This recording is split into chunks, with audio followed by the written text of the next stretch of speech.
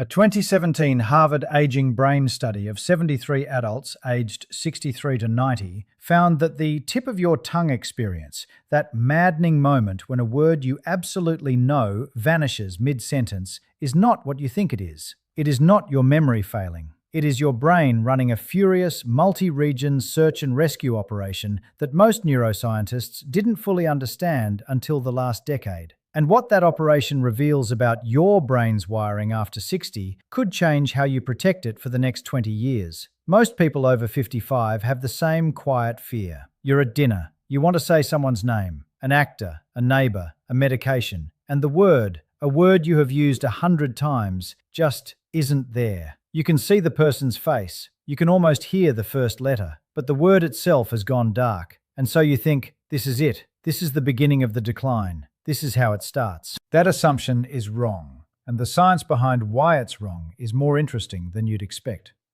The tip of the tongue state, researchers call it TOT, was first studied formally in 1966 by psychologists Roger Brown and David McNeil at Harvard.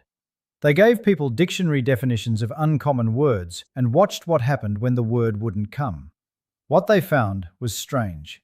People in a TOT state could often guess the number of syllables in the missing word. They could identify the first letter at a rate far above chance.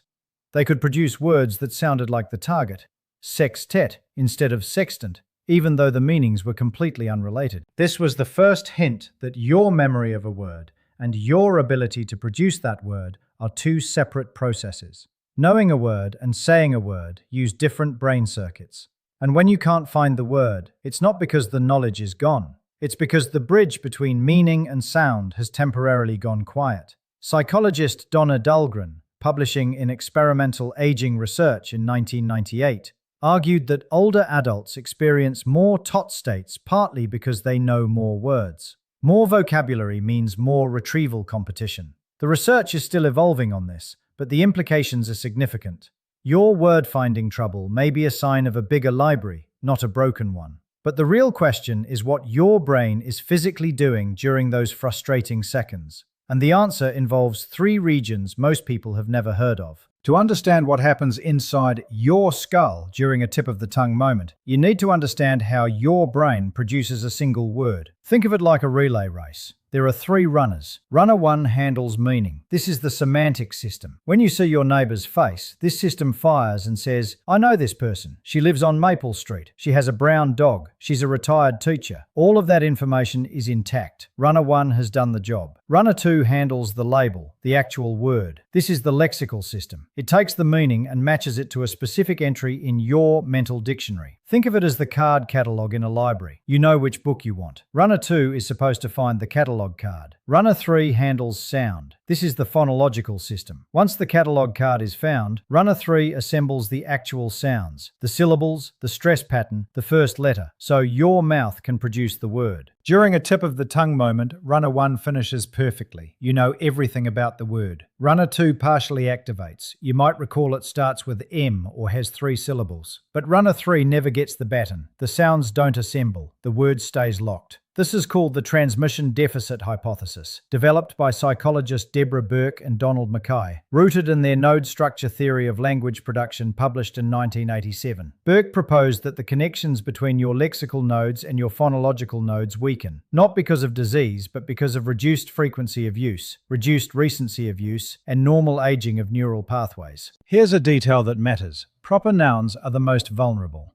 Names of people, places, brands. The reason is that proper nouns have arbitrary phonological connections. There's no logical reason the person who lives next door is called Margaret. The sound Margaret doesn't connect to anything else in your memory network. Common nouns, like table or doctor, have dozens of semantic connections reinforcing them. Proper nouns often have exactly one. When that single connection weakens, the name goes dark. In 2007, researcher Meredith Shafto and colleagues at the University of Cambridge published a study in the Journal of Cognitive Neuroscience that changed how scientists think about this. Using MRI brain scans, they found that age-related increases in TOT states were directly linked to atrophy, physical shrinkage, of the left insula. The insula is a deep brain region, tucked behind your temple, heavily involved in assembling the sounds of words. The more the left insula had shrunk in older adults, the more tip-of-the-tongue moments they reported. Not the hippocampus, not the frontal lobes, the insula.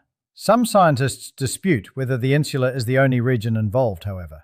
A 2010 follow-up study by Shafto and colleagues at Cambridge, published in the Journal of Cognitive Neuroscience, put younger and older adults into an fMRI scanner during a picture naming task. When younger adults hit a TOT moment, their left insula produced a boost, a surge of extra activity, like hitting the gas pedal to push through the retrieval block. Older adults showed no such boost. Their insula was too atrophied to generate the extra power. Your brain is not forgetting. Your brain's retrieval engine is losing horsepower. But this is only half the story. What happens across multiple brain regions during that frustrating moment is even more remarkable and more important for what you can do about it. When your brain enters a tip-of-the-tongue state, it doesn't just sit and wait. It launches a coordinated emergency response across at least 3 distinct brain areas. Frédéric Bernard, a neuropsychologist at the Université de Strasbourg, described it in 2025 as being like a group of people frantically searching a library for a specific book. The search is real, it is physical, and your brain is burning measurable energy doing it. The first area is the anterior cingulate cortex, the ACC. This region sits in the middle of your brain, right above the corpus callosum. Think of it as the supervisor on a factory floor. Its job during a TOT state is conflict monitoring. It detects the gap. I know this word exists, but the phonological output doesn't match any available candidate. The ACC sounds the alarm. The second area is the prefrontal cortex, specifically the lateral prefrontal cortex on the left side.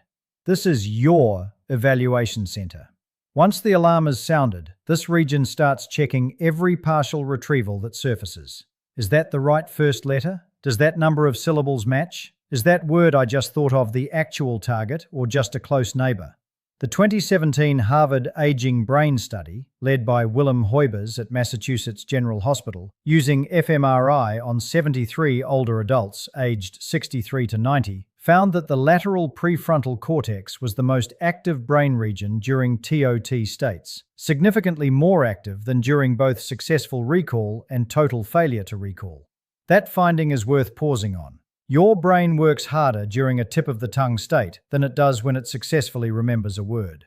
A TOT moment is not a passive failure. It's an active, effortful search. Your prefrontal cortex is doing overtime. The third area is the insula, the same region Shafto identified in 2007. During TOT, the insula attempts to assemble partial phonological information. Depending on who you ask, the insula may also be connecting emotional salience to the search. The frustration you feel during a TOT state may actually be part of the retrieval mechanism, not just a side effect. If you've ever woken up at 2 a.m. and suddenly remembered the name you couldn't find at dinner 6 hours earlier, this is what was happening. Your brain didn't stop searching when you stopped consciously trying.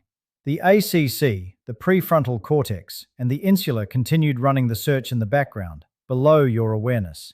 And when competing neural activity dropped during sleep or rest, the phonological pathway finally cleared, and the word arrived. Hoybers' Harvard study revealed something else that rarely gets discussed. TOT states and actual memory decline are 2 separate processes. In the study, older age correlated with both more TOT experiences and fewer remembered names. But, and this is critical, the frequency of TOT states and the frequency of forgotten names were not correlated with each other. They were statistically independent. Your inability to find a word in the moment does not mean your memory is deteriorating. They are driven by different neural mechanisms. If this is making sense and you want the part about what actually protects your brain from worsening word-finding failures, subscribe now, because that section is coming in about 4 minutes, and the science behind it is something most doctors never mention. Here's where it gets deeper. The Hoybers study also found that during TOT states, your hippocampus, the brain's primary memory center, was just as active as during successful recall. Read that carefully. When you can't find the word, your hippocampus is firing at the same level as when you can. The memory is there. The retrieval path is what's blocked. But none of this explains why some people over 70 almost never experience tip-of-the-tongue states, while others experience them several times a day. That answer involves something that barely existed as a scientific concept 30 years ago. What almost nobody talks about when it comes to tip-of-the-tongue states is the concept of cognitive reserve and how directly it connects to your word-finding ability every single day. Cognitive reserve is not a metaphor. It's a measurable property of your brain. It refers to the accumulated neural resources built through decades of intellectual activity, social engagement, physical exercise, and complex learning that allow your brain to reroute around damage. Think of it like a city with multiple highway systems. If one highway closes, a city with strong infrastructure reroutes traffic instantly. A city with only one road into town shuts down. Your brain, after age 60, is that city. The question is how many roads you've built. A 2023 study from researchers including those at the Université de Strasbourg, examining language networks in older adults, found that cognitive reserve, bolstered by intellectual, physical, and social activities, helps optimize brain health, specifically in the areas responsible for word retrieval. Adults with higher cognitive reserve showed better maintained connections between their semantic and phonological systems. Their relay race, meaning to label to sound, had stronger baton passes. But here's the most surprising finding in the entire field. It comes from a 2018 study published in Scientific Reports by Katrian Segert and colleagues at the University of Birmingham. They gave 28 healthy older adults, average age 70, a tip-of-the-tongue eliciting task, then measured their aerobic fitness using clinical-grade VO2 max testing. The result? For every 1 standard deviation increase in aerobic fitness, the probability of experiencing a tip-of-the-tongue state dropped by 28%. Not memory training, not crossword puzzles, aerobic fitness, walking, cycling, swimming. Stop and think about that for a moment. Your ability to find a word at the dinner table tonight is statistically linked to whether you walked briskly for 30 minutes this morning. The mechanism appears to be structural. Higher aerobic fitness is associated with greater grey matter volume in frontal and temporal brain regions, the exact areas involved in word production. Colcom and colleagues at the University of Illinois demonstrated in 2006 that aerobic exercise training actually increases brain volume in aging humans, sparing tissue in frontal and temporal regions that would otherwise atrophy. Erickson and colleagues at the University of Pittsburgh showed in 2011 that exercise training increased hippocampal volume and reversed age-related loss in adults over 55 after just 1 year of walking 3 times per week. Your left insula, the region Shafto identified as the bottleneck in word retrieval, sits precisely in the territory that aerobic fitness protects. Historians still argue whether the mind and body are truly separate systems. The tip-of-the-tongue phenomenon suggests they never were.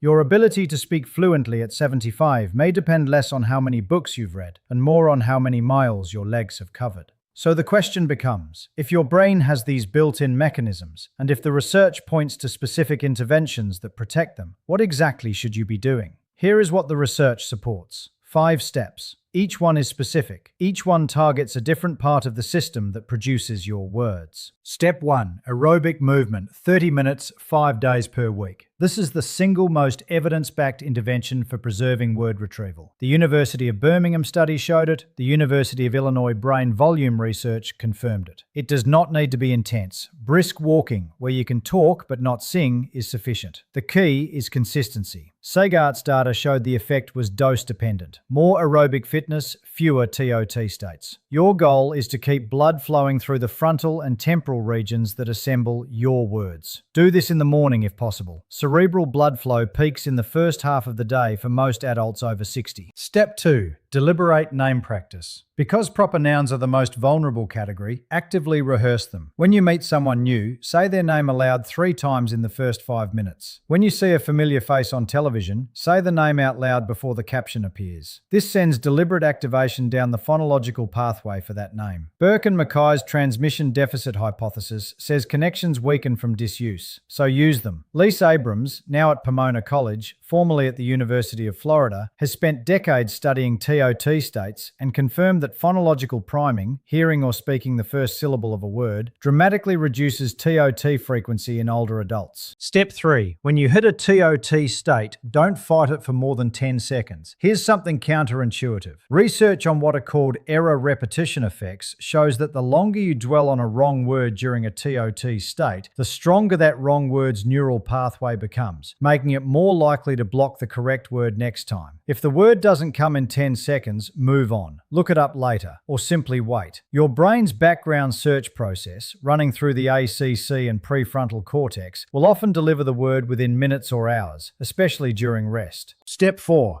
Read aloud for 15 minutes a day. This is not about comprehension. This is about keeping the phonological assembly line, runner 3 in the relay race, in working condition. Reading aloud forces your brain to execute the full production sequence, meaning to label, to sound, to motor output. It exercises every connection that a TOT state disrupts. Depending on who you ask, reading aloud may also stimulate the insula more than silent reading does, because it requires precise phonological output timing. Step 5. Protect your sleep. The 2017 Hobers study confirmed what background search research predicted. Your brain continues resolving retrieval failures during rest. The glymphatic system, your brain's waste clearance mechanism, first described by Micah Nedergaard's team at the University of Rochester, operates primarily during deep, non-REM sleep, flushing metabolic waste that accumulates around neurons during the day. Poor sleep means poor clearance, means sluggish neural connections. Aim for 7 to 8 hours. Keep your bedroom dark. Avoid screens after 9 p.m. Your word retrieval tomorrow begins with your sleep tonight. If even one of these steps was new to you, hit like. It tells the algorithm to show this to more people who need it. And most people over 60 need it. Close. Here's what the science actually says when you strip away the fear. Your brain at 65 or 70 or 80 is not a deteriorating machine.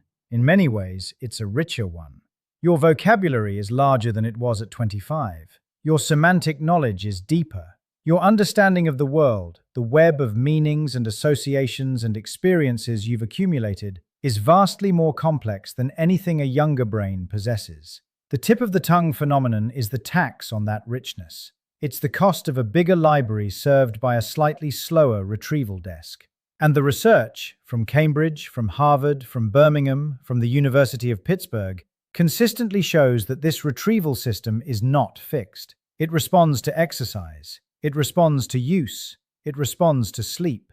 It is not a one-way decline. The Salthouse and Mandel study of 2013 put it bluntly. Age-related increases in tip-of-the-tongue states do not signify episodic memory impairment. Your word-finding stumble at dinner is not the first chapter of dementia. It is your brain's search engine working with slightly less bandwidth, and almost always finding the word eventually. Diary studies show resolution rates above 90%. I'd bet most of you have experienced a TOT state this week and assumed the worst. I want to hear from you. Drop a comment below. What word or name has been stuck on the tip of your tongue recently? And did it eventually come back? Your brain is not forgetting. It is searching. That's not decline. That's design. Share this with someone who has been quietly worrying about their word finding. They need to hear this. And if you haven't subscribed yet, you should. What's coming next week goes deeper into the one brain region that controls how quickly your thoughts become speech, and why it's the most trainable structure in the aging brain. The word is there. It has always been there. Your job is to keep the path to it open.